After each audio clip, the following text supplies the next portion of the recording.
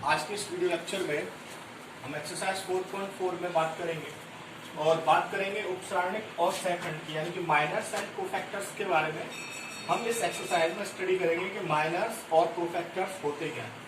तो माइनर्स और कोफैक्टर के लिए मैं आपको एक जो प्रोसेस है उसके बारे में थोड़ा सा बात करते हैं। मान लीजिए ये डिटर्मिनेंट्स दिया है जिसकी ये वैल्यू है A11, A12, A13, A21, A22, A23, A31, A32 और A3। ये 3/3 का डिटर्मिनेंट्स है और हमें इसके माइनर्स पता करने हैं कि हम इसके माइनर्स को कैसे पता कर सकते हैं। सबसे पहली बात, जितने एलिमेंट्स होते हैं डिटर्मिनेंट्स के अंदर उसके उतने ही माइनर्स होते हैं, यानी कि इसमें कितने एलिमेंट्स हैं, 9 हैं, तो इसके 9 ही माइनर्स होंगे, यानी कि 9 ही उसके उपसारणिक होंगे। तो सबसे पहले तो ये पता हो जाता है कि इसके कितने माइनर्स होंगे। तो जब एलिमेंट्स 9 है तो 9 ही माइनर्स होंगे। अब माइनर्स को पता कैसे किया जाता है कि हम माइनर्स को कैसे पता कर सकते हैं। तो देखिए जरा, माइनर्स के लिए जो सिंबल यूज किया गया है, मान लीजिए मुझे इस वाले एलिमेंट के लिए माइनस पता करना है, यानी कि जो A11 है उसके लिए मुझे माइनस पता करना है। तो कैसे लिखेंगे? A11 के सापेक्ष क्या पता करना है? उपसारणिक, यानी कि माइनस पता करना। जब हम माइनस का पता करते हैं तो माइनस को M से डिनोट करते हैं। किससे डिनोट करते हैं? M से। किसके सापेक्ष पता करना है? A11 के, तो इसको M11 से डिनोट किया जाता है। किससे डिनोट किया जाता है? M11 से। अब जब इसके लिए माइनस पता करना है तो यहां ये बताता है, ये 11 है, इसका मतलब है फर्स्ट रो और फर्स्ट कॉलम। यानी कि अगर हमें A11 के सापेक्ष माइनस पता करना है तो उस डिटर्मिनेंट की फर्स्ट रो को और फर्स्ट कॉलम को आप छोड़ दीजिए, यानी कि छुपा दीजिए। तो ये इसकी फर्स्ट रो है और ये इसका फर्स्ट कॉलम है। तो 1 का मतलब है फर्स्ट रो पहले रो को बताता है, बाद में कॉलम को, यानी फर्स्ट रो और फर्स्ट कॉलम को आप छुपा दीजिए।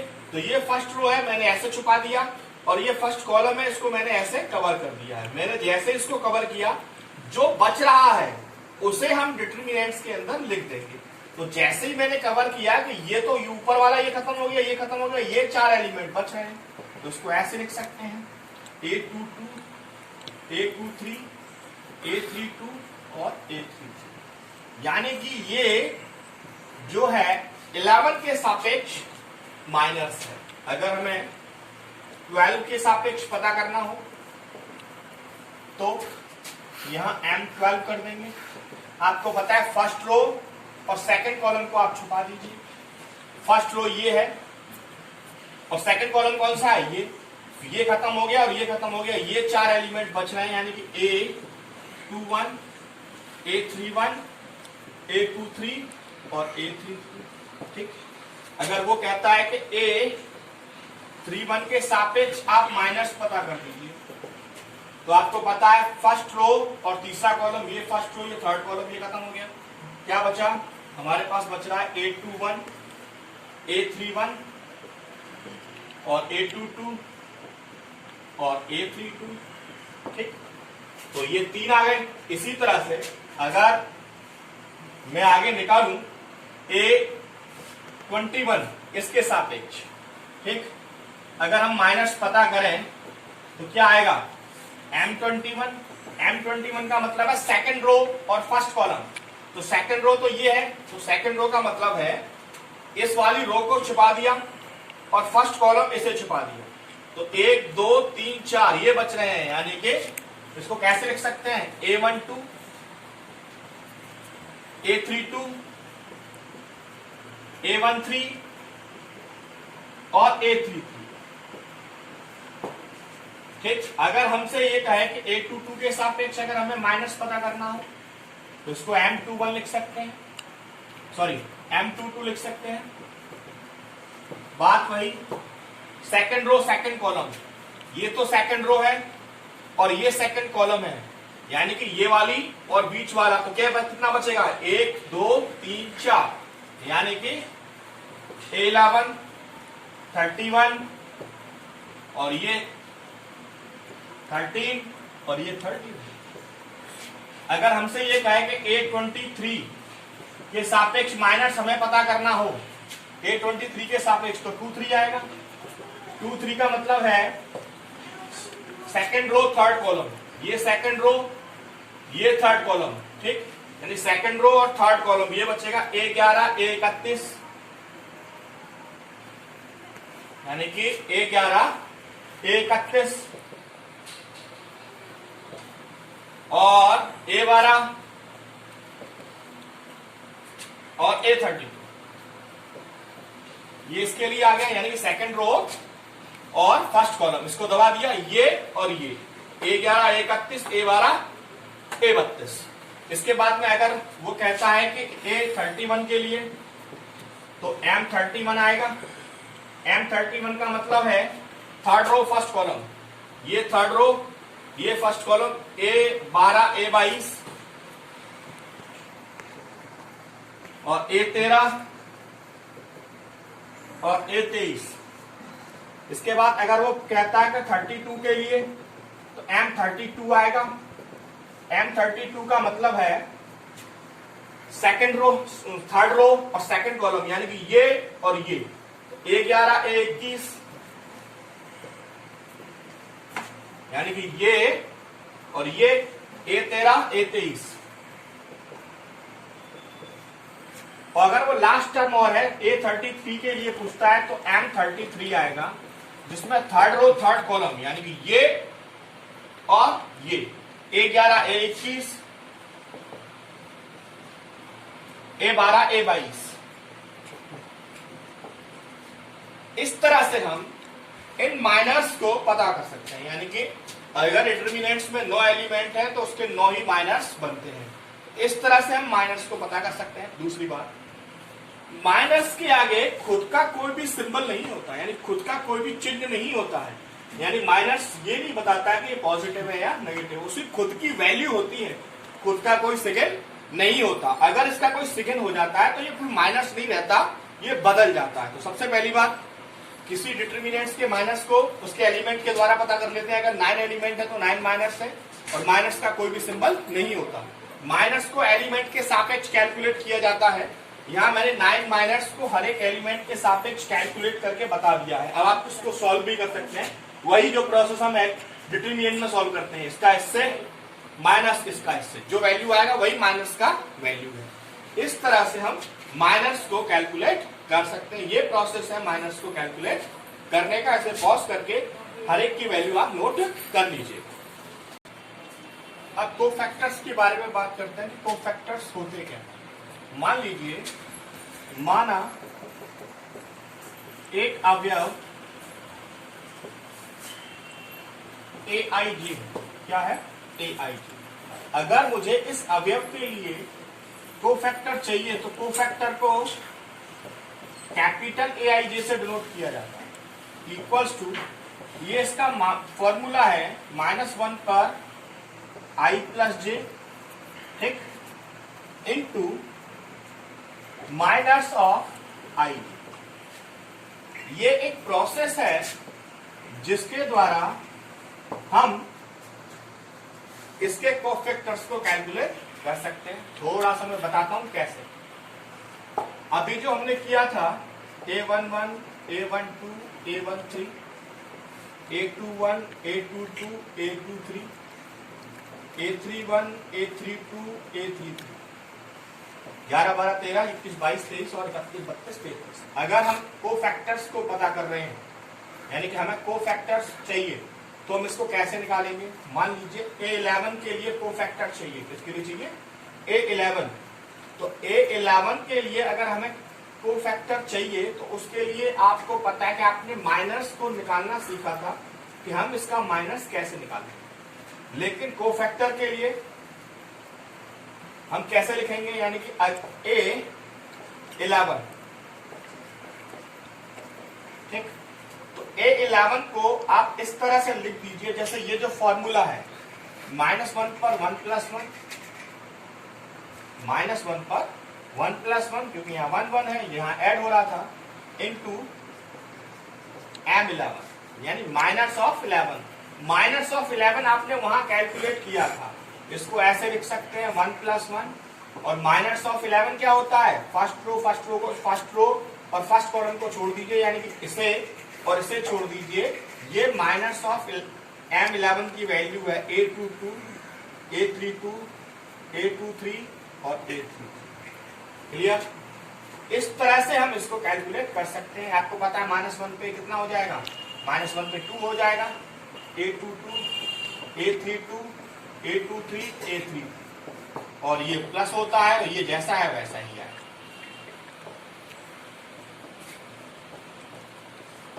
ये इसकी वैल्यू है, इसको आप मल्टीप्लाई करके सॉल्व कर सकते हैं।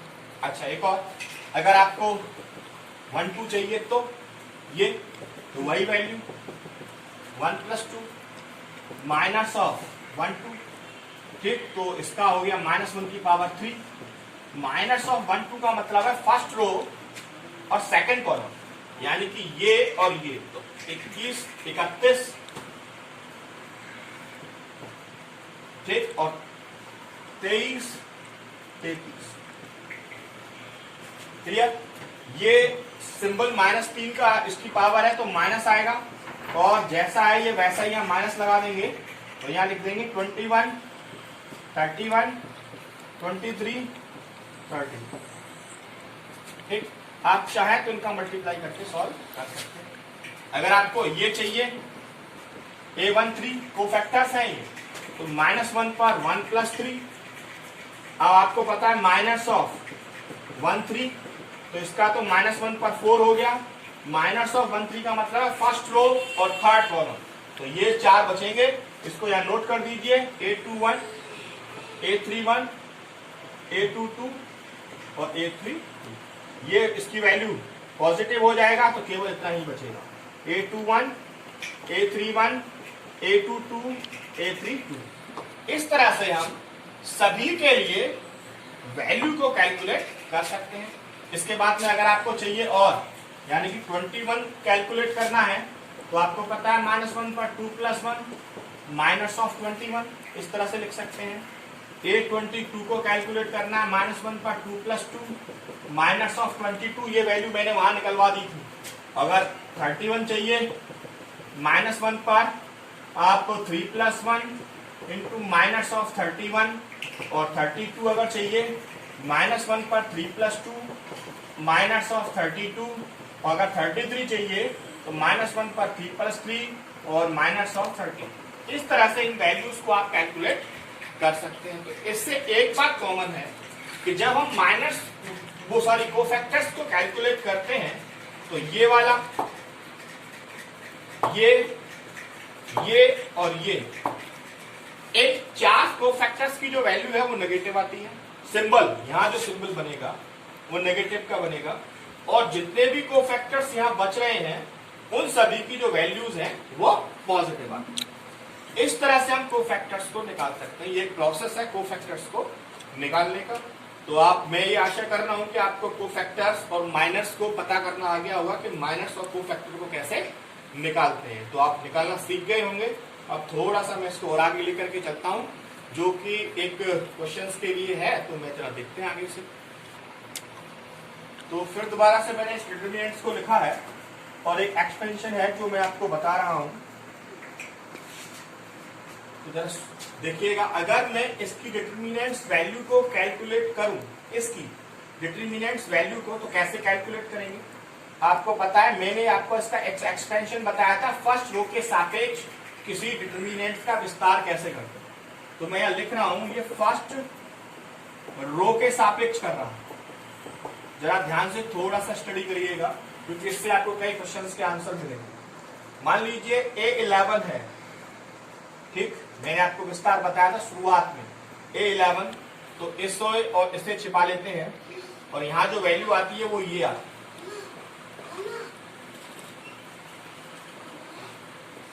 ठीक, इसके बाद में आपको पता है यहां माइनस आता है 1, 2, और इसके लिए इसे और इसे छिपा लेते हैं, 21, 31, 23, 30।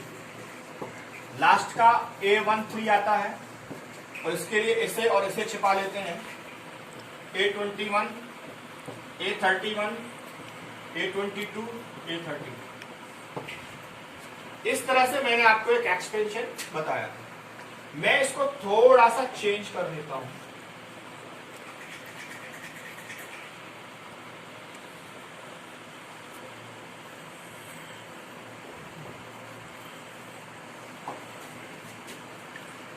इसको मैंने प्लस कर दिया है। क्या कर दिया है? प्लस। और इसको मैं ऐसे भी लिख सकता हूं 1 + 2, ठीक, A12।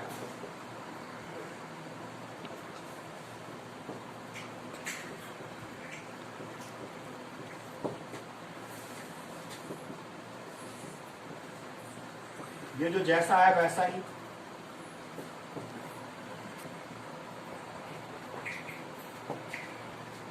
आपने देखा मैंने इसको सिंबल को चेंज कर दिया और उसको उसी हिसाब से लिखा जो कोफैक्टर्स में मैंने आपको निकाला था। तो उसको मैं कैसे लिख सकते हैं?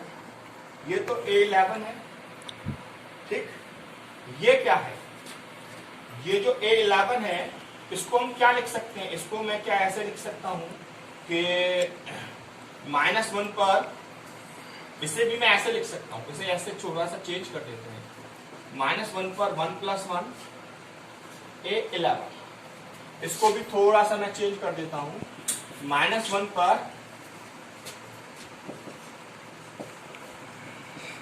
-1 पर 1 + 3 A13, 21, 31, 22 और 30 लिया। तो ये जो वैल्यू है ये तो A11 है। ये जो वैल्यू है ये और ये किसका वैल्यू है? ये एक कोफैक्टर का वैल्यू है। किसका? A11 का, जो मैंने आपको वहां कैलकुलेट करके बताया था। यानी कि ये जो है ये कोफैक्टर है या नहीं? यानी कि ये कोफैक्टर है। ऐसे ही ये, इसको अगर आगे कर दें हम,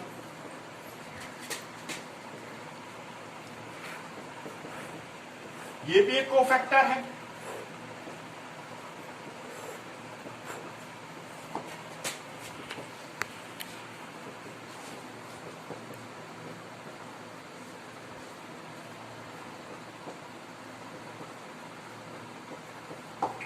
ठीक, ये सभी कोफैक्टर्स हैं। इन कोफैक्टर्स को कैसे लिख सकते हैं?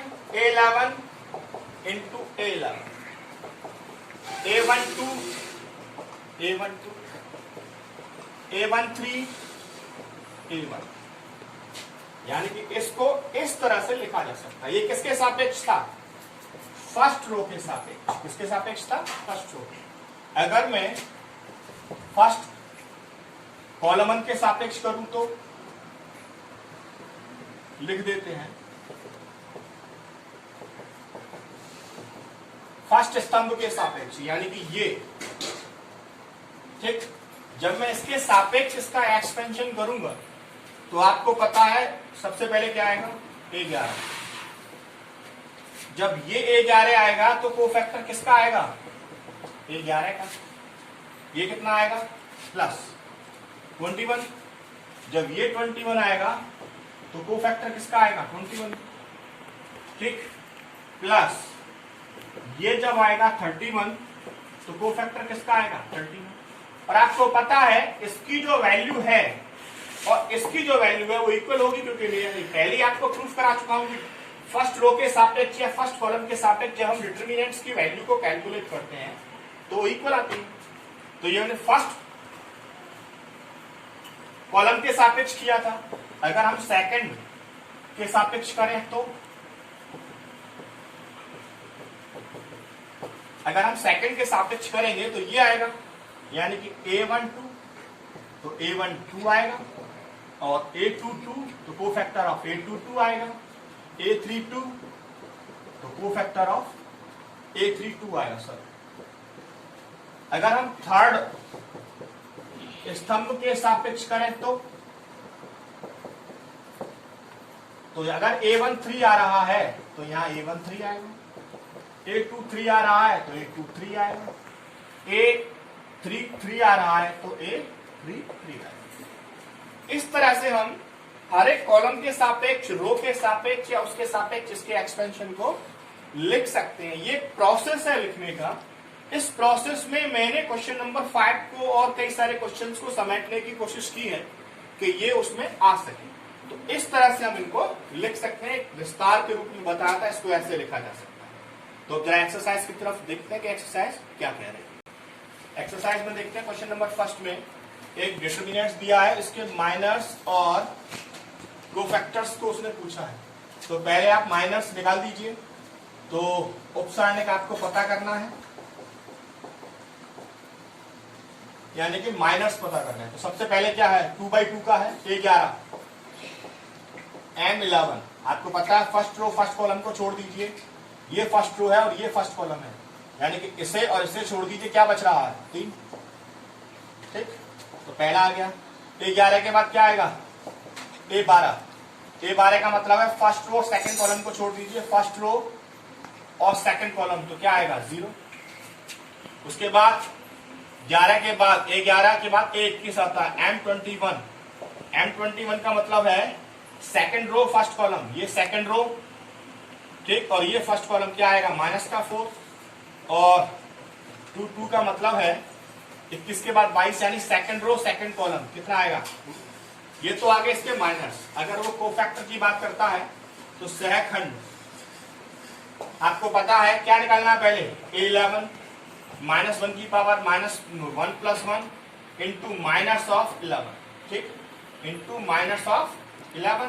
तो ये तो +1 हो गया, ये स्क्वायर हो गया।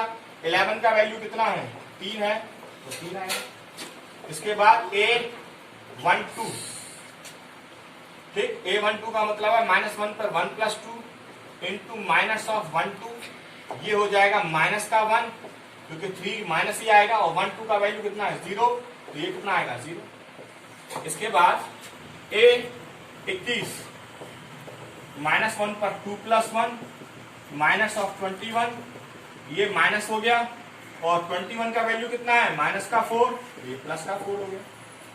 A22 -1 पर 2 + 2 माइनस ऑफ 22, ठीक, तो ये प्लस का 1 हो गया, और यहाँ 22 का वैल्यू कितना है 2, तो कितना आएगा 2। इस तरह से हम इसके कोफैक्टर्स और माइनस को कैलकुलेट कर सकते हैं। सिंपल तरीका है, आसानी से आप कर सकते हैं। एक पार्ट मैंने लगा दिया, सेकंड पार्ट आपको करना, ठीक है, नोट कर लीजिएगा। क्वेश्चन नंबर सेकंड है, सेकंड का सेकंड पार्ट है, इसमें भी माइनर्स और कोफैक्टर्स के बारे में बात कर रहा है। तो पहले माइनर्स को कैलकुलेट कर लेते हैं। M11, ठीक, आपको पता है कि M11 यानी कि 9 माइनर्स को कैलकुलेट करना है। M11 ये है फर्स्ट रो फर्स्ट कॉलम को आप छोड़ दीजिए, तो फर्स्ट रो और फर्स्ट कॉलम को छोड़ दिया है, क्या आएगा 5 1 -1 2। मैं थोड़ा सा लिख करके बता रहा हूँ जिससे आपको प्रॉब्लम ना हो। ये आया, जब इसको आप सॉल्व आउट करेंगे तो 5 दूनी 10 और माइनस का +1 यानी कि 11 आएगा, ठीक। इस तरह से M12 को आप निकाल सकते हैं। M12 का मतलब है फर्स्ट रो और सेकंड कॉलम को आप छोड़ दीजिए। अब मैं थोड़ा सा डायरेक्टली लगाने की कोशिश करूंगा, समझने की कोशिश करिएगा। यानी कि फर्स्ट रो और सेकंड कॉलम को छोड़ देंगे तो 3 दूनी 6, और इसका इससे करेंगे माइनस का 0, तो कितना आएगा 6 आएगा। तो उसके बाद M13 निकालेंगे।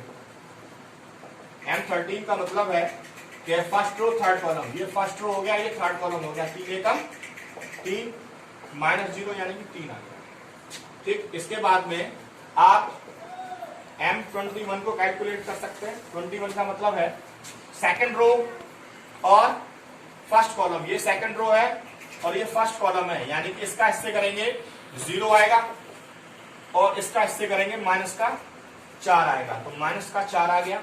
इसके बाद में M22 को कैलकुलेट कर सकते हैं। सेकंड रो सेकंड कॉलम, तो सेकंड रो, ठीक है, और सेकंड कॉलम, इसको और इसे कंप्लीट करेंगे, यानी इसे और इसे छोड़ देंगे, तो इसका इससे करेंगे 2 एकम 2, इसका इससे करेंगे 0, तो 2 आएगा। फिर इसके बाद 23 यानी कि सेकंड रो और थर्ड कॉलम, ये और ये छोड़ देंगे, यानी कि इसे और आप इसे छोड़ दीजिए, इसका इससे करिए 1 -0 यानी कि 1 आ गया। इसके बाद में 31 निकालेंगे यानी थर्ड रो फर्स्ट कॉलम, ये थर्ड रो है और ये फर्स्ट कॉलम है, तो इसे और इसे छोड़ देंगे, इसका इससे करेंगे 0 और इसका इससे करेंगे 5 और 20, तो माइनस का 20 आएगा।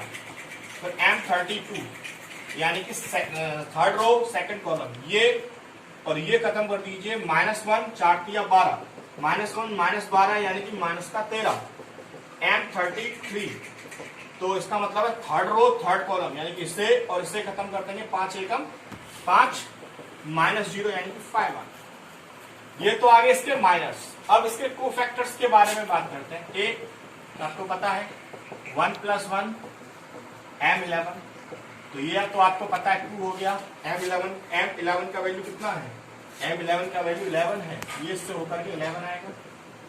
12 -1 पर 1 + 2 और M12 ये -1 हो गया क्योंकि 3 है, और M12 की वैल्यू कितनी है? 6, ये होकर के इससे -6 आएगा। इसके बाद 13 -1 पर 1 + 3 -13, ये इसका +1 हो गया, ठीक, क्योंकि 3 और 1 4 हो गया, और M13 की वैल्यू कितनी है? 3, इसका गुणा करेंगे तो 3 आएगा। 21 -1 पर 2 + 1 -21, तो ये -1 हो जाएगा, और 21 का वैल्यू कितना है? -4, ये मिलकर के +4 हो जाएगा। इसके बाद 22 -1 पर 2 + 2 -22, तो ये तो +1 हो गया, और -22 कितना है हमारे पास? -22 2 है, इसका गुणा इसके साथ होगा तो 2 आएगा। इसके बाद बात आती है A23 की, -1 पर 2 + 3 -23, जब इसको करेंगे ये तो माइनस का हो जाएगा, और 23 की वैल्यू आप निकाल चुके हैं, कितनी है? 1 है, तो इसका गुणा करेंगे -1 आएगा। 31 -1 पर 3 + 1 -31, ये +1 हो गया, और 31 का वैल्यू कितना है? 31 का वैल्यू है -20, ये उससे -20 आएगा। 32 -1 पर 3 + 2 -32, ये -1 आएगा, और 32 की वैल्यू -13 है, तो +13 हो जाएगा। A33 -1 पर 3 + 3 -33, ये +1 हो जाएगा, और 33 की वैल्यू कितनी है? 5 है, और इसका इसके साथ मल्टीप्लाई करेंगे 5 आएगा। किस तरह से इसके कोफैक्टर्स को और माइनस को हम कैलकुलेट कर सकते हैं, ये मैंने क्वेश्चन को कंप्लीट कर दिया है, इसका फर्स्ट पार्ट आपको करना। इस क्वेश्चन नंबर 3 में उसने कहा कि दूसरी पंक्ति के कोफैक्टर्स का यूज करके आप इसका वैल्यू वैल्यूएट कर दीजिए। तो मैंने आपको लास्ट में वहां बताया था कि फर्स्ट रो के सापेक्ष, फर्स्ट कॉलम के सापेक्ष, सेकंड कॉलम के सापेक्ष, थर्ड कॉलम के सापेक्ष हम कैसे लिख सकते हैं। तो ऐसे ही हम इसे अगर इवेल्युएट करें, किसके सापेक्ष पूछ रहा है? दूसरी पंक्ति के सापेक्ष उसने हमसे पूछा है, यानी कि सेकंड रो के सापेक्ष। तो सेकंड रो के सापेक्ष अगर हम एक्सपेंशन करते हैं तो ठीक, तो कैसे आएगा? सेकंड रो ये है, सेकंड रो ये है, तो ये कितना है? ये आपका वैल्यू कितना है? ये आपका वैल्यू है 21, 21 है, कितना है? 21। तो जैसे ही हम A21, तो कोफैक्टर ऑफ 21 आएगा। उसके बाद अगर आप इसे लेंगे A22, कोफैक्टर ऑफ 22 आएगा। इससे अगर आप लेंगे A23, कोफैक्टर ऑफ 23 आएगा। क्लियर? अच्छा, दूसरी बात मैंने आपको बताया था, ये वैल्यूज माइनस की होती हैं, तो 21 है, तो माइनस का 2 + 1, सॉरी इसको ऐसे लिख सकते हैं, A21 कितना है आपके पास? 2 इंटू माइनस का 2 + 1। अब कोफैक्टर लेना है हमें, क्या लेना है? कोफैक्टर किसका? 21 का। किसका लेना है? 21 का। तो आप इसके लिए सेकंड रो को और फर्स्ट कॉलम को छुपा दीजिए, यानी कि सेकंड रो तो ये है और फर्स्ट कॉलम ये मैंने छिपा दिया। कितना बच रहा? 3 2 8 3, 3 2 8 3, ठीक। A22 की जगह पे कितना है? 0 है, और -1 पर 2 + 2 है, और कोफैक्टर कितना है? A22।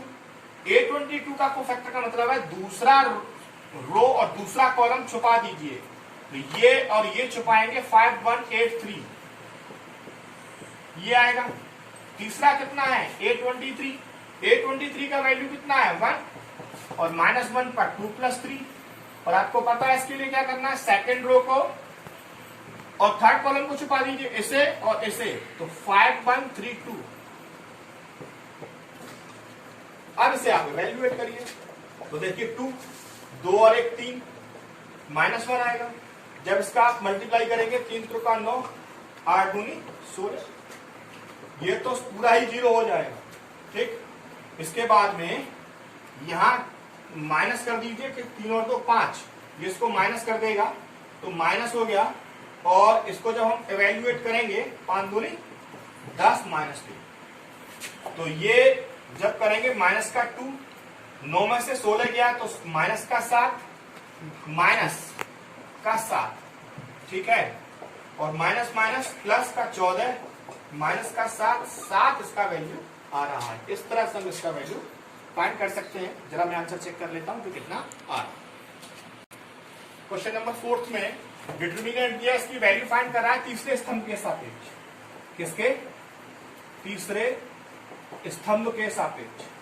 मैंने आपको वहां पढ़ाया था ना, आपको फर्स्ट रो के सापेक्ष, सेकंड रो के सापेक्ष मैंने आपको बताया था।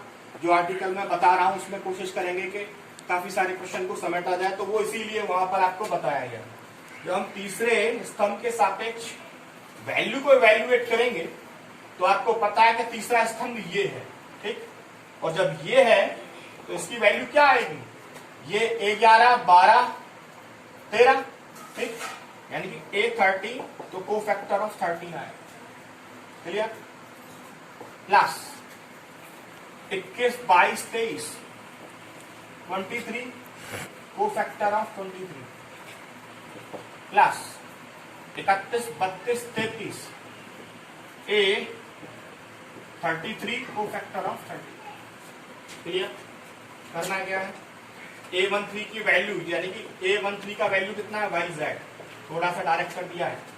13 को कैसे लिखेंगे, -1 पर 1 + 3।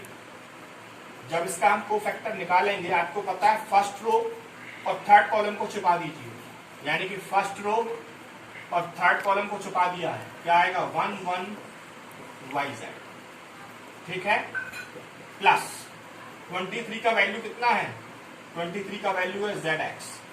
क्लियर? कैसे लिखेंगे, -1 पर 2 + 3, इसके कोफैक्टर के लिए सेकंड रो और थर्ड कॉलम को छुपा दीजिए, यानी कि सेकंड रो, ठीक है, और थर्ड कॉलम को छुपा दीजिए, ये और ये 1 1 XZ, प्लस A33 में कितना आएगा XY, -1 पर 3 + 3।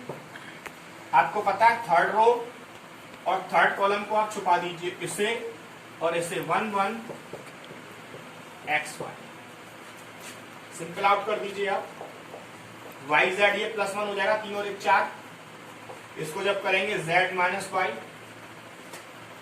ये 2 और 1 3, ये माइनस कर दिया है मैंने ZX क्योंकि माइनस बचा, इसका करेंगे Z - X, ये प्लस ही रहेगा XY, इसका करेंगे Y - X, अंदर गुणा कर दीजिए, YZ² minus Y² Z² X plus का ZX² प्लस का XY² माइनस का X², यही इसका राइट आंसर है। आप चाहें तो उसको चक्रीय क्रम के अनुसार, हमने क्या 6 में 7th में चक्रीय व्यंजक पढ़े थे, जिनको x की पावर्स के असेंडिंग ऑर्डर में लगा करके इनको लगा सकते हैं और फिर इनके फैक्टराइजेशन करके इनको छोटे छोटे रूप में बांट सकते हैं। अगर आप यहाँ पर भी छोड़ रहे हैं तब भी कोई बात नहीं है, तब भी करेक्ट है। तो इस तरह से हम इसको कैलकुलेट कर सकते हैं। ये मैंने आपको कैलकुलेट कर दिया। क्वेश्चन नंबर 5 की और बात कर लेते हैं।